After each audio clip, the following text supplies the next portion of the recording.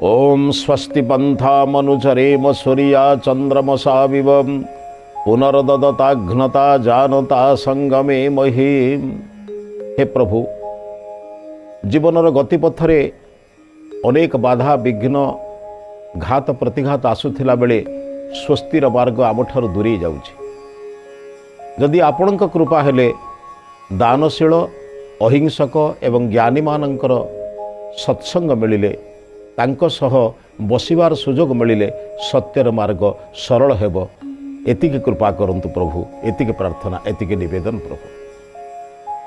उपनिषदर उपकथार आज अध्याय को समस्त श्रोता बंधु मानक, समस्त दर्शक बंधु मानक और समस्त मित्रगण को मोर श्रद्धा सम्मान भक्ति निवेदन करुछि। आमे पूर्व अध्याय मानकर आलोचना करथिले। नचिकेता को जम कहिले, नचिकेता मु जेते प्रकार चेष्टा कली तुम पाखरे जेते आकर्षण जिनिस मु रखिली किंतु तुम से आकर्षित हेलनी। खूब क्वचित लोक थांती जो माने विकारर हेतु देखि मध्य से विकृत हुअंती नाही। भोग विलासर सामग्री सम्मुख देखि मध्य जो माने से भोगग्रस्त आसक्त हुअंती नाही। अनासक्त जीवन यापन करबा पई जो साधना आवश्यक। मु देखिले तुम पाखरे से साधना अछि।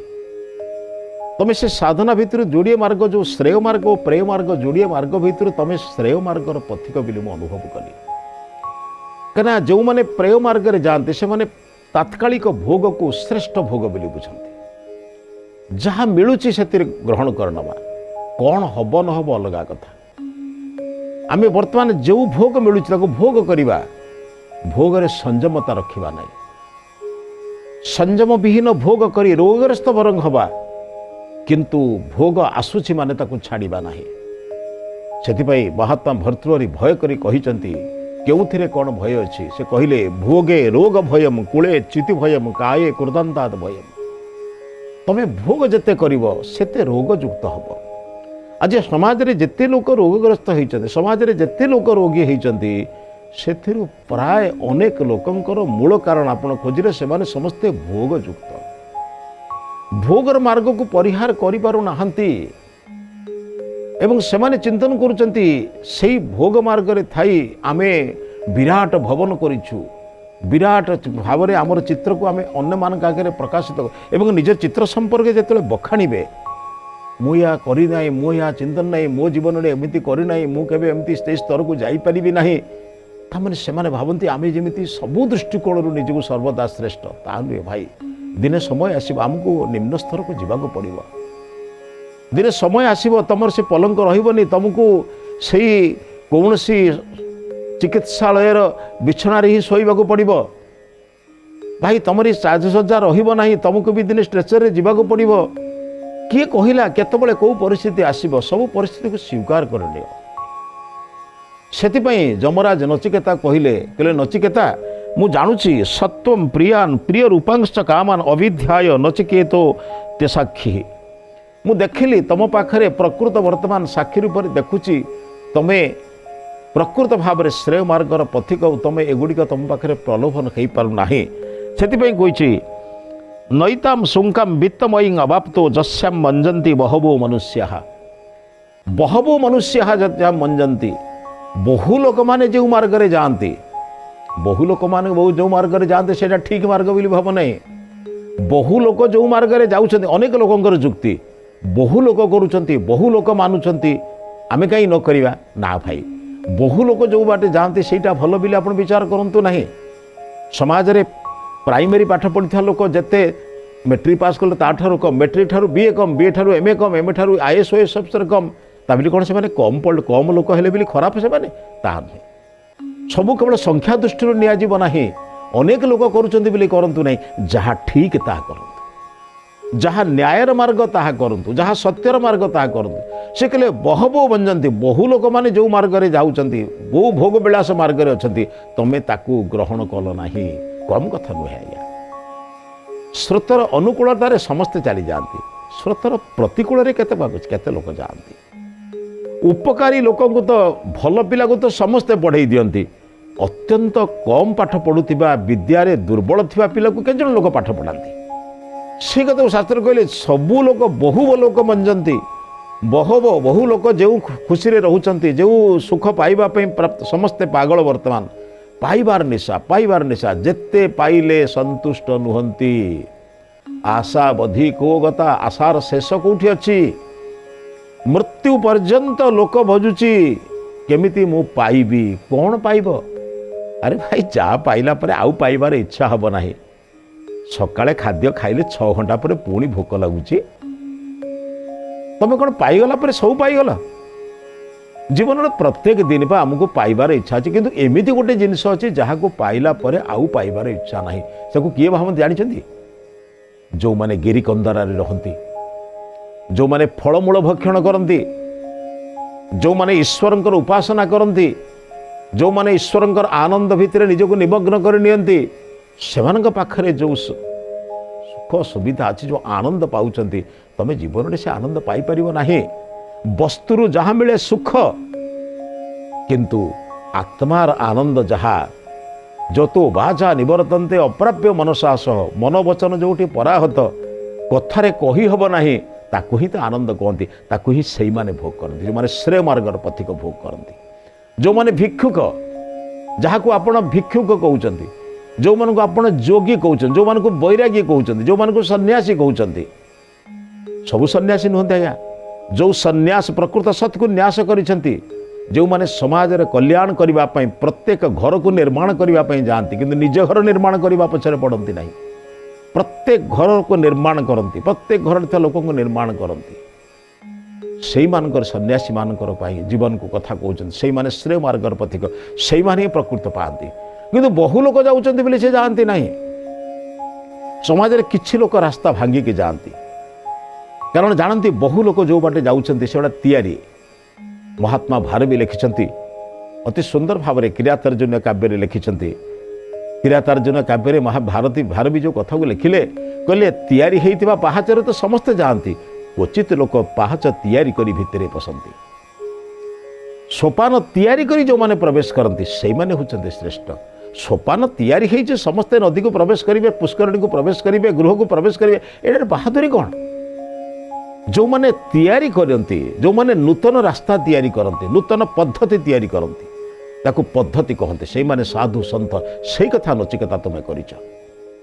ସମସ୍ତେ ଭୋଗ ବିଳାସରେ ବ୍ୟାପ୍ତ ହେଉଥିଲା ବେଳେ ତମେ ଜଣିଏ ଲୋକ, ବର୍ତ୍ତମାନ 14 ବର୍ଷର ବାଳକ, ତମେ ଆତ୍ମଜ୍ଞାନ କଥା କହୁଛ।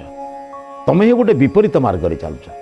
ସମସ୍ତେ ଗୋଟିଏ ସୁଖ ମାର୍ଗରେ ଚାଲୁଥିଲା ବେଳେ ତମର ଗୋଟିଏ ମାର୍ଗ ଆନନ୍ଦର ମାର୍ଗରେ ତମେ ଯାଉଛ। ଏ ମାର୍ଗ କଠିନ ବୋଲି ଜାଣି ମଧ୍ୟ ତମେ କେବେ ପଶ୍ଚାତପଦ ହେଇନ, ବରଂ ସର୍ବଦା ଚିନ୍ତନ କରିଛ ଯେ କେମିତି ସେଇ ମାର୍ଗରେ ଯିବା। ଜଣେ ରାଜା ନିଜରେ ରାଜକାର୍ଯ୍ୟ କରୁଥିଲା ବେଳେ ଜଣେ ଦୂତ ଆସି ଖବର ଦେଲା, ମହାରାଜ ଆପଣଙ୍କ ଅଞ୍ଚଳକୁ ଜଣେ ମହାନ ସାଧୁ ଆସୁଛନ୍ତି। ମନ୍ତ୍ରୀ ପଚାରିଲେ, ସେ ସାଧୁଙ୍କର ବର୍ଣ୍ଣନା କ'ଣ? ସେ ସାଧୁଙ୍କର ରୂପ ଭେକ ବର୍ଣ୍ଣନା କଲା। କିଏ? ଦୂତ ବର୍ଣ୍ଣନା କଲା ପରେ କହିଲେ ସେ ସାଧୁ ମହାତ୍ମାଙ୍କ ନାମ ଏମିତି ସନାତନ ସାଧୁ କି? ସେ କହିଲେ ହଁ, ଲୋକେ କହୁଛନ୍ତି। ସଙ୍ଗେ ସଙ୍ଗେ ଯେତେବେଳେ ସନାତନ ସାଧୁଙ୍କ ନାଁ ଶୁଣିଛନ୍ତି, ସାଙ୍ଗେ ସେ ମନ୍ତ୍ରୀ କହିଲେ, ମହାରାଜ ମୋର ମନ କହୁଛି ଆମେ ତାଙ୍କୁ ସ୍ୱାଗତ କରିବା ପାଇଁ ରାଜବାଟୀରେ ଟିକେ ରାଜଦରବାର ପର୍ଯ୍ୟନ୍ତ ଯିବା ଉଚିତ। ରାଜା କହିଲେ, ମନ୍ତ୍ରୀ କ'ଣ କହୁଛ କିଛି ବୁଝିଛ ତ? ମୁଁ ରାଜା, ମୁଁ ରାଜ୍ୟର ଶାସକ, ହଜାର ହଜାର ପ୍ରଜା ଯାହାର ପ୍ରାତଃକାଳରେ ବନ୍ଦନ କରନ୍ତି, ବନ୍ଦୀମାନେ ସକାଳୁ ଯାହାର ଜୟଘୋଷ କରନ୍ତି, ମହାରାଜଙ୍କର ଜୟ ହଉ, ଏମିତି କୀର୍ତ୍ତି ଚନ୍ଦ୍ରବଦନ ସୂର୍ଯ୍ୟଙ୍କ ପରି ପ୍ରତିଭା ଯାହାଙ୍କର ଅଛି, ସମୁଦ୍ର ଠାରୁ ଯେ ଅତ୍ୟନ୍ତ ଆଉ ତାଠାରୁ ମଧ୍ୟ ଉଦାର, ଏଇଭଳି ବର୍ଣ୍ଣନା କରି ଶବ୍ଦ ପ୍ରୟୋଗ କରି ସାହିତ୍ୟ ଭାଷାରେ ଯାହାର ବର୍ଣ୍ଣନା କରନ୍ତି, ସେ ରାଜା ମୁଁ।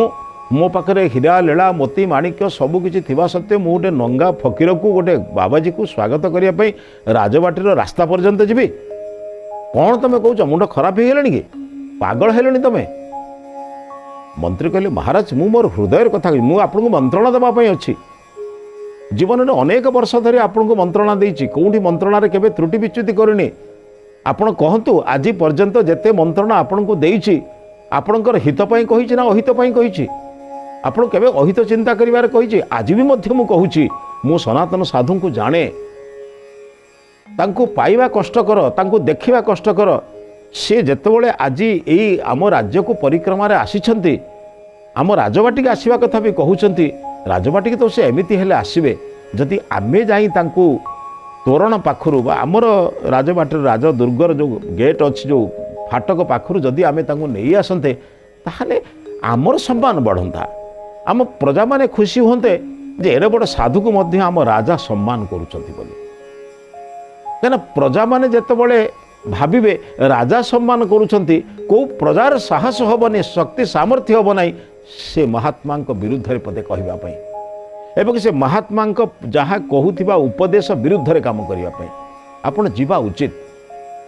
मंत्री को अत्यंत क्रोधान्वित स्वर राजा कहले तुमको बारंबार कहली कौन सुविलानी मु राजा जार दरकार से मो निकट को आसो मु क्या पाखक जापरि ना जार आवश्यकता अच्छे तांकर कौन आवश्यकता थी से मो पाखक आसुँच मु कहीं जी पाछुटी आने बुझीपारे।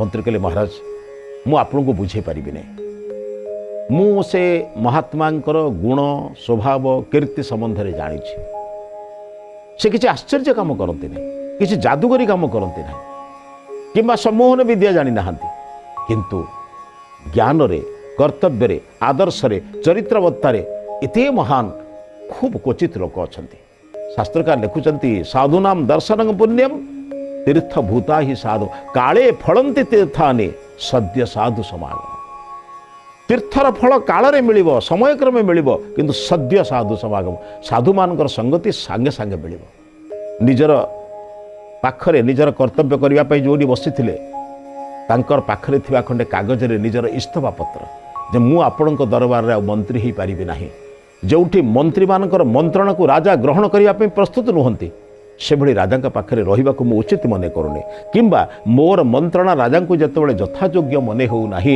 बोधे मोर भूल मंत्रणा दउथवा मंत्री मध्य राजा पाखरे रहिबा उचित नुहे तेणु एथिपई मु मोर पदवीरु इस्तफा दे मु कार्यरु अंतर होउछि एक कथा दे सारी बाहर को जाउछंती राजा पचारे अपेक्षा करंतु महामंत्री मु आपन सहित आलोचना करबा को अछि मु तमें चिंता कर मु राजा मु जदि भिखारी मान को देखा करिया को रास्ता को जाए ताहले तुमर एवं मोर सम्मान रहिबो तो मंत्री कहले करे महाराज मु वर्तमान इस्तफा दे सारिछि मु आपनकर जने साधारण प्रजा भली आपन जने प्रजा भली अनुरोध करूछि आपण कहि परिबे आज्ञा प्रकृत शांति प्रकृत आनंदर गंता घर काहू मान पाखरे समाज रे जो माने चाहिचंती जो माने को शास्त्र लिखिचंती आमको दर्शन देइचंती उपनिषद देइचंती वेदर को दर्शन करिचंती से माने ऋषि ऋषय मंत्र द्रष्टार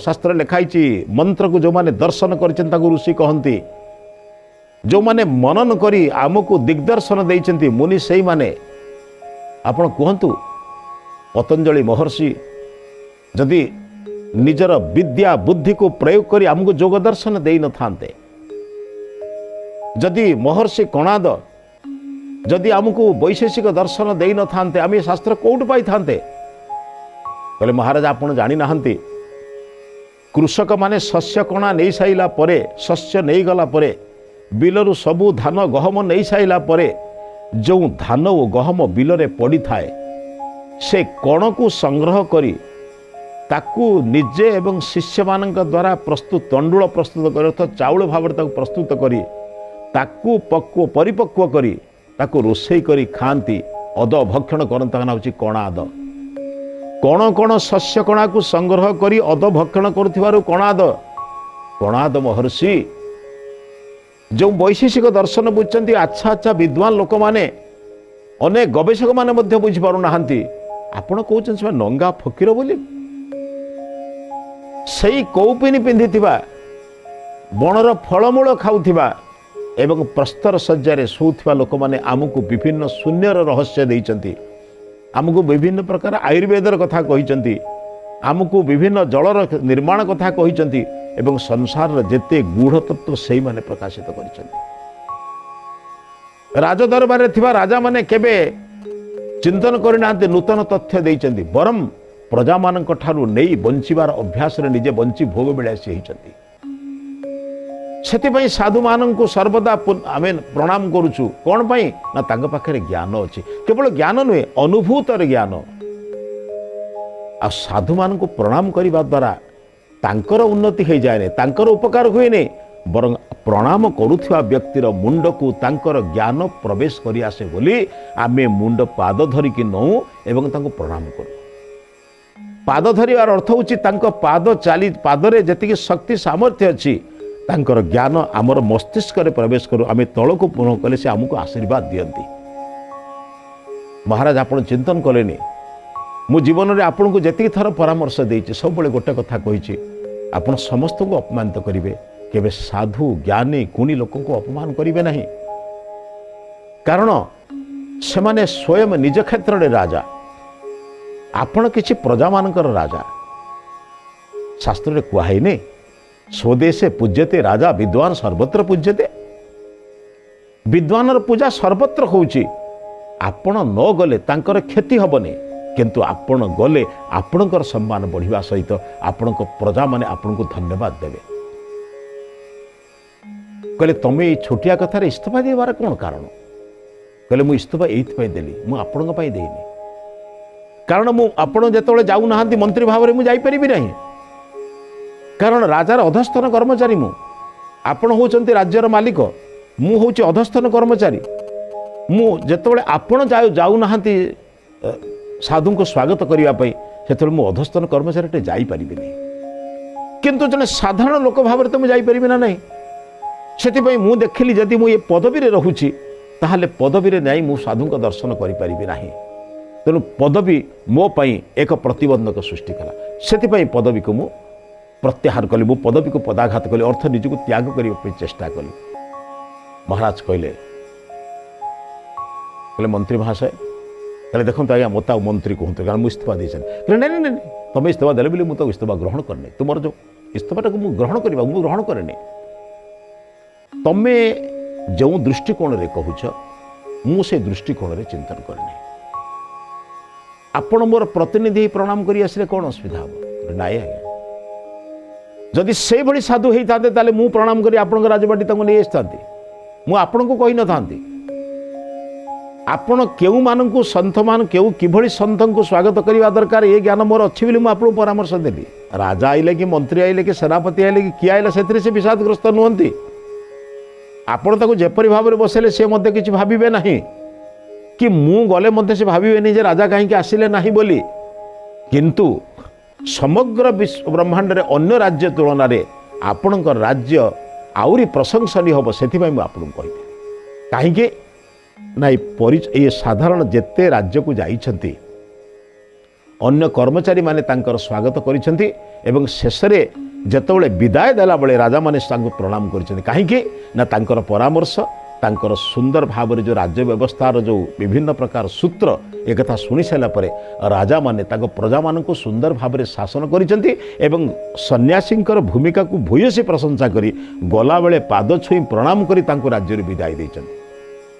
ଯେଉଁ କଥାଟା ଅନ୍ୟ ରାଜ୍ୟମାନେ କରିନାହାନ୍ତି, ଆଗମନ ବେଳେ ଯେତେବେଳେ ରାଜ୍ୟକୁ ପ୍ରବେଶ କରୁଥିଲେ ଅନ୍ୟ କର୍ମଚାରୀମାନଙ୍କ ଦ୍ୱାରା ସ୍ୱାଗତ କରୁଥିଲା ବେଳେ ବିଦାୟ ବେଳେ ସ୍ୱୟଂ ରାଜା ପ୍ରଣାମ କରୁଥିଲେ। ଆଜି ମୁଁ ପରିବର୍ତ୍ତନ କରିବାକୁ ଚାହୁଁଥିଲି, ଆଗମନ ବେଳେ ବି ଆପଣଙ୍କ ପ୍ରଣାମ ହେବ, ପ୍ରସ୍ଥାନ ବେଳେ ବି ପ୍ରଣାମ। ପ୍ରସ୍ଥାନ ବେଳେ ତ ଆପଣ ସ୍ୱୟଂ ପ୍ରଣାମ କରିବେ, କିନ୍ତୁ ଆଗମନ ବେଳେ ସ୍ୱାମୀଜୀଙ୍କର ଶ୍ରଦ୍ଧା ଭକ୍ତି କରିବା ପାଇଁ ଆପଣଙ୍କୁ ନିବେଦନ କରିଥିଲେ। ରାଜା କହିଲେ ମୁଁ ଆପଣଙ୍କ କଥାକୁ ବୁଝିପାରିଲି, ଆପଣ ଗୁରୁତ୍ୱ ନଥିଲେ ମୋତେ କେବେ କହିଲେ। ମନ୍ତ୍ରୀ କହିଲେ ମହାରାଜ ଆପଣ ମୋ ସହିତ ଚାଲନ୍ତୁ, ପ୍ରଣାମ କରି ରାଜବାଟିକି ନେଇ ଆସନ୍ତୁ, ଦେଖନ୍ତୁ ସାଧୁଙ୍କର ପରାମର୍ଶରେ ସାଧୁଙ୍କର ବିଚାର ବୁଦ୍ଧିରେ ଆପଣଙ୍କର ପ୍ରଜାମାନଙ୍କୁ ଶାସନ କରିବା ଦ୍ୱାରା ପ୍ରଜାମାନଙ୍କର କେତେ ଉନ୍ନତି ହେଉଛି। ମନ୍ତ୍ରୀଙ୍କର ଅନୁରୋଧରେ ରାଜା ସ୍ୱୀକାର କଲେ। ନିଜେ ସ୍ୱୟଂ ରାଜା ଏବଂ ରାଣୀ ମହାରାଣୀ ପାଟରାଣୀ ଉଭୟ ପାଦ୍ୟ ଅର୍ଘ୍ୟ ନେଇ ରାସ୍ତାର ମଝି ପର୍ଯ୍ୟନ୍ତ ଅର୍ଥ ସ୍ୱାଗତ କରିବା ପର୍ଯ୍ୟନ୍ତ ନିଜର ଫାଟକ ପର୍ଯ୍ୟନ୍ତ ରାଣୀ ଗଲେ। ରାଣୀ ନିଜେ ପାଦ ଧୋଇଦେଲେ, ରାଜା ନିଜେ ନିଜର ଯେଉଁ ଉତ୍ତରୀୟ ଦ୍ୱାରା ପାଦ ପୋଛିଦେଲେ, ପ୍ରଣାମ କରିବା ସହିତ ଆଶୀର୍ବାଦ ନେଇ ଆସିଲେ, ରାଜବାଟିକୁ ଆସିଲେ। ରାଜବାଟିକୁ ପ୍ରବେଶ କଲା ପରେ ସେ କହିଲେ ମହାରାଜ ଆପଣଙ୍କୁ ଉପଦେଶ ଦେବା ପୂର୍ବରୁ ମୁଁ ଗୋଟିଏ କଥା କହିବାକୁ ଚାହେଁ। ଆପଣ ଆପଣଙ୍କ ପ୍ରଜାମାନଙ୍କ ପାଇଁ ଅନେକ କାମ କରିଛନ୍ତି କିନ୍ତୁ ଗୋଟିଏ କାମ କରିନାହାନ୍ତି। ପ୍ରଜାମାନଙ୍କୁ ଧନ ଦେଇଛନ୍ତି, ଯୋଜନା କରିଛନ୍ତି, ସବୁକିଛି କରିଛନ୍ତି କିନ୍ତୁ ପ୍ରଜାମାନଙ୍କର ନୈତିକ ଶିକ୍ଷା, ବୌଦ୍ଧିକ ଶିକ୍ଷା ବଢ଼ାଇବା ପାଇଁ ଆପଣ କିଛି ଉପକ୍ରମ କରିନାହାନ୍ତି। ମୋର ଅନୁରୋଧ, ଆସନ୍ତାକାଲି ଆମେ ପ୍ରଜାମାନଙ୍କର ନୈତିକ ଶିକ୍ଷା, ପ୍ରଜାମାନଙ୍କର ଜୀବନ ଗଠନ କରିବା ପାଇଁ କ'ଣ ସୂତ୍ର ଦରକାର ଏ ବିଷୟରେ ଆଲୋଚନା କରିବା। ପ୍ରଥମ ବାକ୍ୟରୁ ହିଁ ରାଜା ବୁଝିଗଲେ। ମନ୍ତ୍ରୀଙ୍କୁ କହୁଛନ୍ତି, ମହାରାଜ କହିଲେ, ମନ୍ତ୍ରୀ ମହାଶୟ ଆପଣଙ୍କ କଥାକୁ ମୁଁ ଚିନ୍ତନ କଲି। ମୁଁ ଅନେକ କଥା ଚିନ୍ତନ କରିଥିଲି। ରାଜା ପ୍ରଜାମାନଙ୍କ ପାଇଁ ଖାଦ୍ୟ, ବସ୍ତ୍ର, ପାନୀୟ ସବୁକିଛିର ବ୍ୟବସ୍ଥା କରିଥିଲି କିନ୍ତୁ ନୈତିକ ବ୍ୟବସ୍ଥା କରିନଥିଲି। ଇଏ ମହାରାଜ ଆସୁ ଆସୁ କେମିତି ପ୍ରଜାମାନଙ୍କର ଏଇଟା ଦରକାର କଲେ। ଦେଖନ୍ତୁ, ନୀତି ଆଦର୍ଶକୁ ଚଳିଦେଲେ ସମାଜରେ ଯେଡ଼େ ବଡ଼ ଲୋକ ହେଲେ ବି ସେ କେବେ ଅନ୍ୟଠାରୁ ସମ୍ମାନ ପାଏନି। ବନ୍ଧୁ, ସଂସାରର ସମସ୍ତ କଥା ଗୁଡ଼ିକ କେବଳ ଆପଣ ବଡ଼ ବଡ଼ କୋଠାରେ ପାଇବେ ତା ନୁହେଁ, ବଡ଼ ବଡ଼ ଭବନରେ ପାଇବେ ତା ନୁହେଁ, ବଡ଼ ବଡ଼ ରାଜବାଟୀ ଭିତରେ ଅଛି କିମ୍ବା ବଡ଼ ଲୋକ ପାଖରେ ଅଛି ତା ନୁହେଁ। ସେମିତି ସମାଜର ଅନେକ ତଥ୍ୟ, ଅନେକ ତତ୍ତ୍ୱ, ଅନେକ ଗୂଢ଼ ତତ୍ତ୍ୱ ଗୁଡ଼ିକ ଏଇ ଲେଙ୍ଗୁଟି ପିନ୍ଧୁଥିବା, କୌପିନି ପିନ୍ଧୁଥିବା ଏବଂ କମଣ୍ଡଳ ଧରୁଥିବା ସାଧୁ ସନ୍ଥଙ୍କ ପାଖରେ ଅଛି ବୋଲି ଭୁଲିଯିବା ଉଚିତ ନୁହେଁ। ତାକୁ ହିଁ ନଚିକେତାକୁ ଯମରାଜ କହିଲେ, ନଚିକେତା, ବହୁ ଲୋକ ଯୋଉଟା ଗ୍ରହଣ କରୁଛନ୍ତି, ବହୁ ଲୋକ ଯୋଉଥିରେ ସନ୍ତୁଷ୍ଟ, ସେ କାର୍ଯ୍ୟକୁ ତୁ ପସନ୍ଦ କରିଲୁ, ସେଇଟା ତ ବଡ଼ କଥା। ବହୁତ ଲୋକ ନିଜ ଘର ବଢ଼େଇ ଦେଲେ ବଡ଼ ଭାବନ୍ତି। ଗୋଟେ ଘର ତିଆରି କରିବା, ନିଜର ପିଲାକୁ ପାଠ ପଢ଼େଇ ମଣିଷ କରିଦେବା, ବାସ୍ ନିଜେ ଗୋଟେ ବଡ଼, ଏଇଥିରେ ଭାରି ସନ୍ତୁଷ୍ଟ ସେମାନେ। ଆରେ ଭାଇ, ଏଇଟା ବଡ଼ କଥା ନୁହେଁ। ନିଜର ପିଲାକୁ ଆମେ ଜୀବିକା ଦେଇ ଦେଇଛେ, ଜୀବନ କେତେ ଦେଇଛେ, ତାକୁ ପଇସା ରୋଜଗାର କରିବା ବାଟ ଦେଖାଇ ଦେଲେ କିନ୍ତୁ ଭଲ ମଣିଷଟେ ହେବାର କ'ଣ ଯୋଜନା କରିଛନ୍ତି, ଏଇ କଥାକୁ ସାଧୁ କହିଲେ। ତେଣୁ ବନ୍ଧୁ, ବହୁ ଲୋକ କରୁଛନ୍ତି ବୋଲି ଆପଣ ଗ୍ରହଣ କରନ୍ତୁ ନାହିଁ। ମନ୍ତ୍ରୀ ବି ସେଇ କଥା କହିଲେ, ଅନେକ ସାଧୁମାନଙ୍କ କଥାକୁ ତୁଳନା କରନ୍ତୁ ନାହିଁ। ବହୁ ଲୋକ କରୁଛନ୍ତି ବୋଲି ଆପଣ ଗ୍ରହଣ କରନ୍ତୁ ନାହିଁ। ଆପଣ ଭଲରେ ବୁଝିଥାନ୍ତୁ, ପ୍ରକୃତ ନୀତି ଆଦର୍ଶ ଶିକ୍ଷା ହିଁ ସେହି କୌପିନିଧାରୀ, ପ୍ରସ୍ତର ସାହି ଏବଂ ଫଳମୂଳ ଭୋଜନ କରୁଥିବା ଜ୍ଞାନୀ ଗୁଣୀ ଲୋକମାନଙ୍କ ପାଖରେ ଅଛି। ତେଣୁ ସେଥିପାଇଁ ଯେଉଁ ଲୋକମାନେ ତାଙ୍କର ଆଶ୍ରୟକୁ ଯାଆନ୍ତି ସେମାନେ ସଫଳ ହୁଅନ୍ତି। ଆଜି ଆପଣ ସେ ମହାରାଜାଙ୍କର ଆଶ୍ରୟକୁ ଆସିଛନ୍ତି, ତେଣୁ ଆପଣ ସଫଳ ଜୀବନଯାପନ କରିବେ। ମୋର ବିଶ୍ୱାସ ଆପଣ ମୋ କଥା ରଖିଥିବାରୁ ମୁଁ ବହୁତ ଧନ୍ୟ ହେଲି।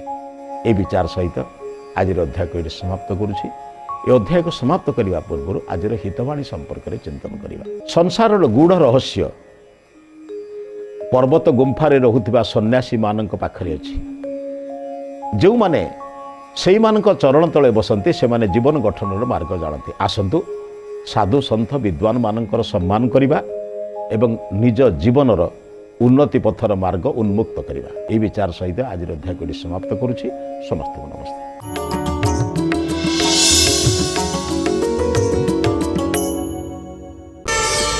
ପ୍ରାର୍ଥନା ଆମ ଆନନ୍ଦର ଉତ୍ସ।